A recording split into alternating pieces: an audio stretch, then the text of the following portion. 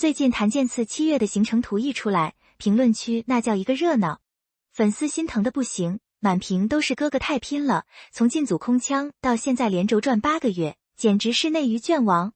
这股子劲儿，熟的就像娱乐圈每年准点上桌的固定菜，味道还是那个味道。主打一个看起来很辛苦，实际上很精准，精准到每一项安排都像是有人拿尺子量过，生怕你不知道他在忙，生怕你忘了他还在上升期，生怕你一走神，热度就被别人抢了。但在咱们这些看惯了内娱套路的人眼里，这哪是什么励志故事啊？业内看到的不过是一张高级排班表罢了。每次看到这种热搜，我第一反应不是跟着粉丝一起喊心疼，而是觉得挺魔幻的。内娱的忙早就变味了，变成了一场心照不宣的默契游戏。行程表越满，人设越稳，粉丝越心疼，却很少有人去追问，这忙碌背后到底留下了多少真作品。当全年无休成了道德绑架的筹码，艺人和观众其实都困在这场自我感动的疲劳战里。咱们先扒一扒这忙的底裤。内娱最会装忙的，不一定是真忙，最会被吹成拼命三郎的，也不一定是多敬业。很多时候不过是把一张行程表包装成了可供围观的勤奋样板戏，给粉丝喂糖，给路人递人设，再顺手把他真的很努力这5个字卖成一张能反复收割的情绪彩票。你把广告、综艺、新专辑、OST、进组拍戏、晚会、商务活动全排满，听起来像超人，实际上更像把一个艺人当成一台永不停机的多功能打印机。今天吐点商务代言的精修图，明天吐点综艺里的搞笑切片，后天再吐点片场裹着军大衣的花絮。反正只要机器不坏，素材就不能断。咱们打工人是被生活追着跑，是被老板pull up，但明星很多时候是被资源推着跑。你以为是他在拼命，其实是公司、团队、商务、平台、剧组一起围着他转，算盘打得噼啪响。谁也不愿意让这颗刚被盘热的果子凉掉。艺人一旦有了热度，立刻就会进入榨汁模式，恨不得把一个人拆成5份来用，生怕浪费了这阵风口。看着那密密麻麻的格子，我总觉得这不像是在搞艺术创作，更像是在完成某种冰冷的 KPI。 再说说饭圈这套逻辑，以前粉丝追星追的是作品，是角色，是台上那点有限的可看性。现在不一样了，追星像在追 KPI， 谁的行程表密，谁就像有排面，谁的通告多，谁就像没被市场抛弃。谁能把全年无休挂在嘴边，谁就能在饭圈里抢到一种道德高地，仿佛你不忙就是不配红，你一休息就是态度有问题。说白了，这就是一场把劳动量神圣化的表演。真正值钱的从来不是忙，而是让别人觉得你很忙。忙给谁看？忙给品牌看，忙给平台看，忙给同行看，最重要的是忙给粉丝看。我常跟朋友说，行程图这东西根本不是给外人看的日历，它是给受众下的一道心理暗示。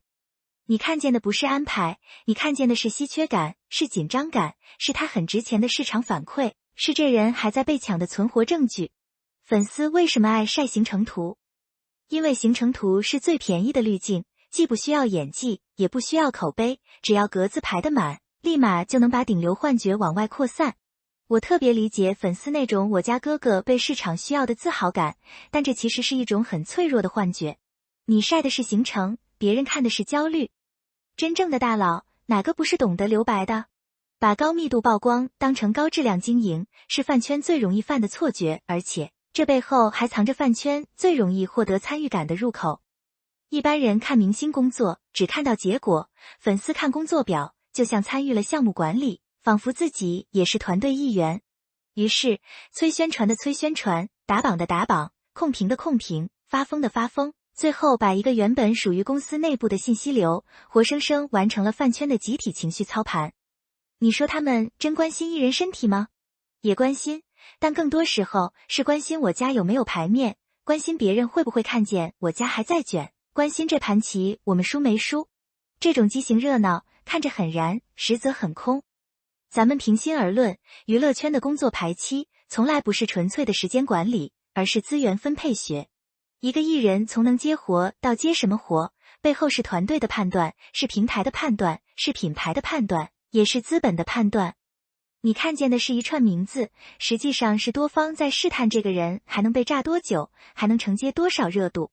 而谭健次现在最微妙的地方，就在于他已经不是那个可以随便糊弄的小透明了，但也还没稳到可以任性挑活。这个阶段其实是最熬人的，就像刚学会游泳的人被扔进深水区，表面上看是乘风破浪，实际上每滑一下都得算计体力。行程一旦密起来，团队肯定会先确保热度不断，因为热度一停，后面的一切都得重来。艺人越在这个阶段，越容易被安排成全年无休的模板，因为没人敢赌空窗期会不会把市场情绪拖冷。资本是逐利的，趁热打铁是常态，但铁打多了也会断啊。团队不敢让它停，但这种不敢停本身就透着一种深层的焦虑。剧组需要演员自带话题，演员需要剧组给他补正片曝光，品牌需要演员有稳定露脸，平台需要演员带讨论度，最后一环扣一环，谁都不是真正为艺术服务，大家更像在打一场按秒计费的流量接力赛。你接得住就有下一棒，你接不住立刻换人。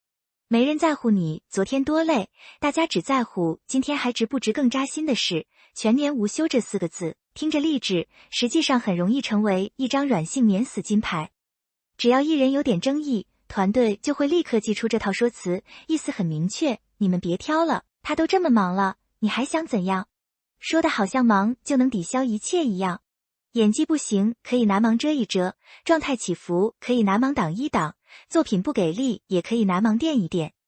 这个行业最擅长的事就是把问题包装成优点，把压力渲染成敬业，把过度消耗说成成长必经之路。这招真的挺鸡贼的，但也挺危险的。每次看到粉丝拿哥哥太累了来控评，我就觉得无奈。人性天然会对辛苦的人产生宽容，对很忙的人产生敬佩。娱乐圈把这个心理拿捏得比谁都熟，知道只要把忙碌和努力绑定，很多本来要接受审视的问题就会被自动稀释。可是市场不讲情分，市场只看结果。一个艺人如果真的持续高频工作，最终还是得落到作品、口碑、商业表现这3样东西上。广告多不代表安全，综艺多不代表能打， OST 多不代表适配。你累不累？观众其实没那么关心，观众只关心你演得好不好，唱得好不好。拿辛苦当免罪金牌，其实是对观众智商的低估，迟早会被反噬。再看看那些所谓的放饭和节奏管理，今天放点路透，明天放点花絮，后天放点幕后，再不行就来个行程图。字不多，但每一个字都像精准投喂。粉丝吃得撑，路人看得烦，品牌觉得稳，团队觉得值。至于那条让人好奇的 OST 到底是谁的，这种猜谜游戏本身也挺有意思。粉丝喜欢猜，是因为猜测本身就是参与感；团队喜欢留悬念，是因为悬念能吊胃口；媒体喜欢跟，是因为跟着就有流量。内娱这套草蛇灰线的营销玩法，咱们早就看腻了。现在内娱一个项目，从立项到官宣，从 OST 到路透，从海报到定档，哪一步不是在做预埋？哪一步不是在给情绪留钩子？猜 OST 是谁唱的，猜剧组动向，本质上都是流量接力赛。历史上这种忙成神话的操作，内娱不是第一次玩。以前某些偶像团体最喜欢把训练、录制、商务活动全部打包成高强度日常，看上去像拼命，实际上就是把每一次出镜都变成一次营销节点。后来呢？等热度一过，他的他，散的散。多少演员一边接戏，一边接商务，一边吹自己多敬业，一边在片场被人吐槽敬业是假，赶场是真，脸都没洗干净就往下一场冲，最后成片一出，还是那几个表情，忙了个寂寞。潮水退去才知道谁在裸泳，那些靠拼命三郎人设撑起来的，最后有几个能拿出硬作品的？时间会给出最残酷的答案，所以啊，别一看排满7月就激动的向自家后院开了金矿。行程图这玩意儿，说到底就是一张高级点的排班表，能证明他忙，不能证明他强，能证明团队会运营，不能证明市场会买账。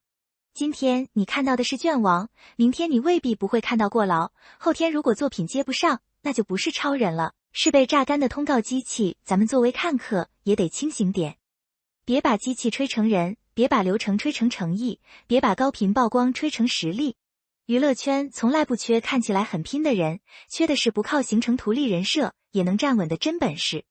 可惜这年头最便宜的就是辛苦，最贵的还是结果。前者谁都能演，后者没几个人扛得住。谭健次是个有实力的演员，也是个有才华的歌手，这是大家有目共睹的。但正因为有实力，才更应该珍惜自己的羽毛，而不是被裹挟进这场全年无休的疲劳战里。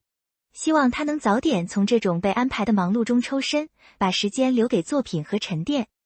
毕竟，真枪实弹拼作品的时候，那些靠行程表堆出来的顶流幻觉立刻就会原形毕露。忙不是罪，拿忙当免罪金牌才是最不要脸的地方。粉丝要是还沉浸在哥哥太辛苦了的温情幻觉里，那最后收割你们的，可能就不是作品，而是资本流水线上的下一茬韭菜了。咱们平心而论，与其心疼他的行程表，不如多期待他的下一部代表作。毕竟，能让人记住的，永远不是那张排得满满当当的纸，而是纸上最终开出的花。